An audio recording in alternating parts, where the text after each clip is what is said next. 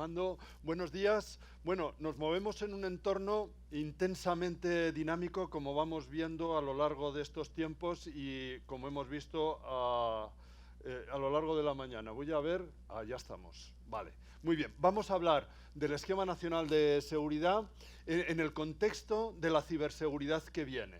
Bueno, ahí tenemos el panorama que nos pinta la Agencia Europea de la Seguridad de la Información y las Redes, ENISA, que ha publicado recientemente un informe sobre el panorama de amenazas en 2022 y ahí nos muestra, en primer lugar, en el ranking, y además que ha escalado en la Unión Europea el número 1 el ransomware, luego tenemos el malware, tenemos las amenazas relativas a la ingeniería social, las amenazas dirigidas a los datos, las amenazas contra la disponibilidad de los servicios, contra la disponibilidad de Internet, que afectan a la cadena de suministro o que tienen que ver con la desinformación. Y luego nos ha pintado un panorama de amenazas para 2030 que luego ya comentaremos. Bueno, como siempre, ¿dónde estamos? Pues estamos aquí en el vértice de 2022-2023, hasta el último momento ahí donde pone directiva NIS2, propuesta directiva NIS2, estaba poniendo sin la voz propuesta y todos los días mirando a ver cuándo se publica, porque está para publicarse en cualquier momento y como podéis ver, pues son unos tiempos de actividad intensa.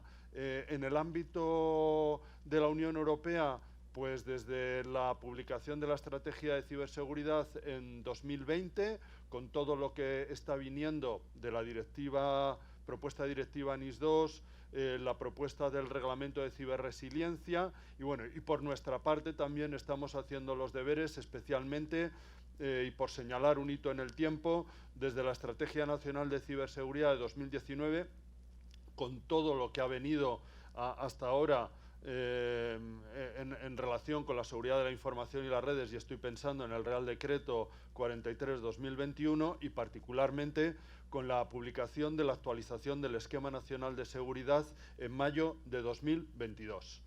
Bien, pero todo esto que estamos haciendo lo estamos haciendo en un contexto que es el contexto europeo.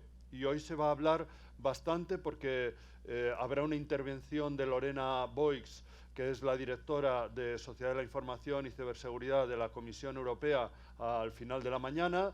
También Miguel González Sancho Bodero estará por aquí de estos días. Bueno, el caso es que nosotros estamos en un contexto que es el de la Unión Europea. La Unión Europea tiene la estrategia y hay una serie de líneas de resiliencia, de capacidades operacionales y de cooperación, pero al final, en el terreno, se mueve en los siguientes planos: en una actividad muy intensa de creación de un marco legal de ciberseguridad europeo. En un momento se vio con claridad que era necesario avanzar en todos estos desarrollos. Ahí tenéis toda una colección que se remonta atrás en el tiempo y que veis que es muy intensa en tiempos recientes. Hemos citado la propuesta de directiva NIS2, hemos citado la propuesta de reglamento de ciberresiliencia. En marzo de 2022, aunque son para las instituciones y organismos europeos, pues la Comisión ha emitido también dos nuevas propuestas de reglamentos,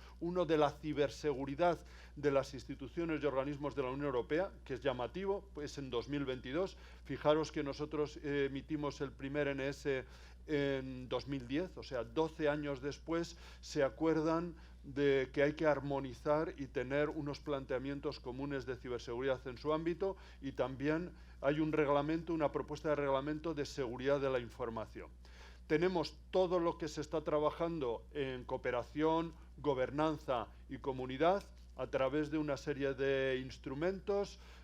Algunos de ellos, además, están a caballo entre lo que es la cooperación y lo que son las capacidades de carácter más operacional, y estarían ahí en una zona gris, ¿no? Ahí está toda la red de cooperación de CSIRT, está el Joint Cyber Unit, está el tema de Ciclón, y están, bueno, todas las actividades de NISA y de lo que se va a hablar también y que mencionó Javier Candau, que es esa red transeuropea de centros de operaciones de ciberseguridad. Y claro, hay que añadir que todo esto sale adelante también porque hay unos recursos financieros. Ahí está, y lo citaremos más adelante, el Digital Europe Program y su apartado o capítulo de ciberseguridad, y Horizon Europe. En todo esto, la Unión Europea tiene unas obsesiones que son la promoción de las capacidades de ciberseguridad, de los centros de operaciones de ciberseguridad, el intercambio de ciberinteligencia de forma transfronteriza, la protección de la cadena de suministro, la generación de capacidades en ciberseguridad y lo que es la generación también de un ecosistema de ciberseguridad. Y bueno, vamos a ir viendo dónde nos llevan. En primer lugar, vamos a ver dónde nos llevan y luego vamos a ver cómo nosotros estamos reaccionando en el contexto de esa tendencia. Bueno, como decía, en cualquier momento se va a publicar la nueva directiva NIS2. Es un texto que, como ya adelantaba Javier Candau, pues va a expandir notablemente el ámbito de aplicación. Bueno, ahí tenemos 9 capítulos, 46 artículos, 3 disposiciones adicionales, con obligaciones, varios ámbitos. Le he dado la vuelta un poco a las cosas. Vamos a empezar por las obligaciones para las entidades en el ámbito de aplicación. Bueno, se expanden los sectores. He puesto foco en que las administraciones públicas vamos a estar dentro del alcance. Y dentro de ese alcance, pues el texto incluye una serie de obligaciones. Hay obligaciones de gobernanza. Los órganos directivos van a tener la obligación de adoptar medidas para hacer frente a los riesgos, supervisarlas, hacer frente a los incumplimientos y también someterse a unos procesos de actualización periódicos. Las entidades tienen que adoptar medidas para hacer frente a esos riesgos y, bueno, ahí tenemos una colección de elementos que nos son conocidos: política de seguridad, gestión de incidentes, continuidad, seguridad en el desarrollo, adquisición, desarrollo y mantenimiento de redes y sistemas, uso de cifrado y criptografía, recursos humanos, ciberhigiene, formación, atención a vulnerabilidades, etcétera. Tenemos también las obligaciones de la notificación de los incidentes significativos, el uso de productos certificados de conformidad con los esquemas europeos y también, de forma voluntaria, pues el intercambio y la notificación de cierto tipo de información, lo que llaman cuasi incidentes, etcétera. También han visto necesario establecer una colección de obligaciones en el ámbito de los estados, y ahí pues va a haber obligaciones en cuanto a disponer de una estrategia nacional de ciberseguridad, notificarla, evaluarla, generar un registro de las entidades esenciales e importantes. Se pone mucho énfasis en lo que es la identificación de autoridades competentes, los puntos de contacto, los marcos de gestión de crisis también con sus autoridades competentes y puntos de contacto, lo que son las CSIRTs, todo lo que es el apartado de cooperación en el ámbito nacional e internacional, más los aspectos ligados a la supervisión de todas las medidas que se van estableciendo. Bien, hace unos días el Consejo ha publicado unas conclusiones sobre la protección de la cadena de suministro. Es un documento prolijo en el que podríamos subrayar grandes cuestiones. Unas cuestiones generales son que se hace un llamamiento a prestar atención a la resiliencia y a la seguridad de la cadena de suministro, al hecho de que hay que prestar atención no solo a los contratistas principales, sino también a los proveedores principales, sino también a los subcontratistas, la importancia de la regulación, y luego, bueno, pues hace una referencia al programa estratégico que se maneja en el ámbito del Centro Europeo de Competencias en Ciberseguridad y su red de centros de coordinación. Luego, bueno, pues hay unas llamadas a una serie de medidas, como la evaluación conjunta de riesgos o la adopción de medidas para resiliencia en la cadena de suministro de TICs críticas y la adopción de medidas sistemáticas. Y ahí hace una referencia a lo que es el mínimo privilegio. En el texto que se ha circulado en castellano se habla de confianza cero, pero como decía Javier, nosotros lo entendemos como mínimo privilegio, y una figura que es la de la lista de los componentes de software, que se puso de manifiesto especialmente en la orden ejecutiva del presidente Biden de 12 de mayo de 2021 y que luego veremos cómo hemos recogido en el Esquema Nacional de Seguridad. Y luego quería resaltar otro aspecto, porque hay unos llamamientos en relación con la adquisición de productos para que se tengan en cuenta en los contratos públicos los aspectos de seguridad de los proveedores y en la cadena de suministro, y también se llama a la Comisión Europea a que elabore unas directrices para que los poderes adjudicadores pues tengan en cuenta en relación con la seguridad y las prácticas de ciberseguridad de los proveedores en las cadenas de suministro. Bien, también se promueve la confianza en productos y servicios. Ahí tenemos el Reglamento de Ciberseguridad, el 881-2019, y bueno, pues se viene trabajando en la generación de esquemas de certificación europeos. Se adoptarán o se establecerán mediante actos de la Comisión Europea, y ahí tenemos el de certificación basado en los criterios comunes. Por cierto, ahora, hace unos días, se ha adoptado, además en reunión en Toledo por el Comité de Gestión del Arreglo de Reconocimiento Mutuo de los Certificados de la Seguridad de las Tecnologías de la Información, la versión de 2022 de los criterios comunes y su metodología de evaluación. Y luego además fue la conferencia internacional en los días siguientes aquí en España, y bueno, pues ese es el referente y ahí está citado, y bueno, pues se viene trabajando también en el esquema de certificación de los servicios en la nube. Estos esquemas manejan unos niveles, el básico, sustancial y elevado o alto, y bueno, pues en algún momento llegarán, y son unos elementos que están, como habéis visto, citados en la directiva NIS2, más los esquemas que puedan derivarse del reglamento de resiliencia y que puedan afectar a los objetos con elementos digitales. Bueno, ahí está este reglamento recién publicado.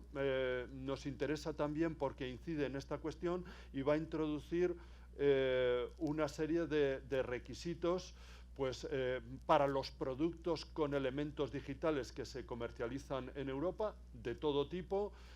También una serie de requisitos en relación con el desarrollo, la fabricación, etcétera, de los productos con elementos digitales. También hay obligaciones en relación con la gestión de las vulnerabilidades, y esas obligaciones alcanzan a los operadores, fabricantes, distribuidores, importadores, más todos los mecanismos que hay de monitorización y en relación con la conformidad. Bueno, el texto es complejo, son 8 capítulos, 57 artículos, 6 anexos, y bueno, pues tendrá su recorrido. Tiene interés porque hay un anexo 3 que se habla de los productos especialmente críticos y que nos interesan en nuestro ámbito.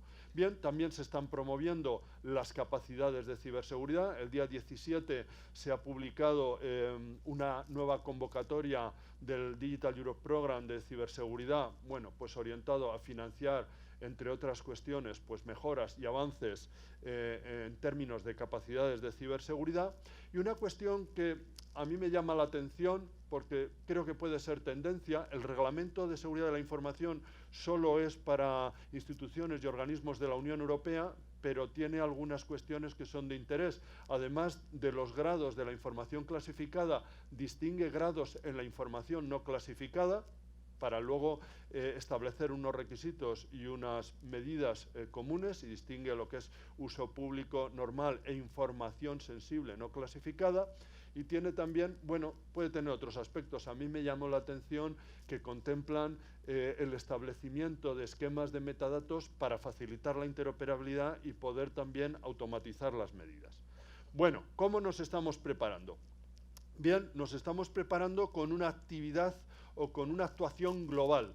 Nuestra actuación también es global. Actuamos en nuestro marco legal, actuamos en la cooperación, la gobernanza y la generación de comunidad y, como hemos visto hasta ahora, actuamos intensamente en toda la generación de capacidades, soluciones y herramientas, con el añadido de que en esta época tenemos que aprovechar la oportunidad de los fondos europeos Next Generation y todo el contexto del plan de recuperación, transformación y resiliencia. Bien, en primer lugar, en lo que se refiere a todo lo que son medidas para la gestión de los riesgos y política de seguridad, yo creo que esto ya es conocido, simplemente vamos a incidir en que hemos hecho una revisión exhaustiva de los contenidos, de los principios, de los requisitos y de las medidas para estar preparados y poder responder a las tendencias y necesidades de ciberseguridad que vienen a través del nuevo Esquema Nacional de Seguridad. Y hemos puesto foco en cuestiones que impactan directamente en la cadena de suministro, como que el alcance llega a los proveedores de soluciones y prestadores de servicios de las entidades del sector público, que los requisitos de conformidad con el NS tienen que estar en los pliegos de prescripciones técnicas, el hecho de que los proveedores tienen que tener un punto o persona de contacto, tendrán que tener también la política de seguridad adoptada por el máximo órgano directivo. Está previsto también y explicitado el escenario en el que sus incidentes los notifican al INCIBE-CER. Hemos introducido medidas relacionadas como la protección de la cadena de suministro, la protección de los servicios en la nube y otros dispositivos interconectados, y hemos incluido también detalles que tienen que ver con lo que citaba de la lista de los componentes de software, que puede haber pasado desapercibido hasta ahora, pero empieza a tener un protagonismo. Aparece como refuerzos, mayormente condicionados a los resultados del análisis de riesgos. Puede que en el futuro, en una siguiente revisión, ya no tengan ese carácter de opcionales, sino que estén vinculados a categoría y nivel, y están ahí ligados a los componentes certificados, a lo que es el inventario de activos, el desarrollo de software o la protección de la cadena de suministro. Bien, ya había adelantado Javier Candau el papel que tiene el catálogo de productos de seguridad de las tecnologías de la información, de la mano del artículo 19, que hace referencia al uso de forma proporcionada de productos certificados, y a la referencia ya explícita al catálogo en la medida OP-PL5.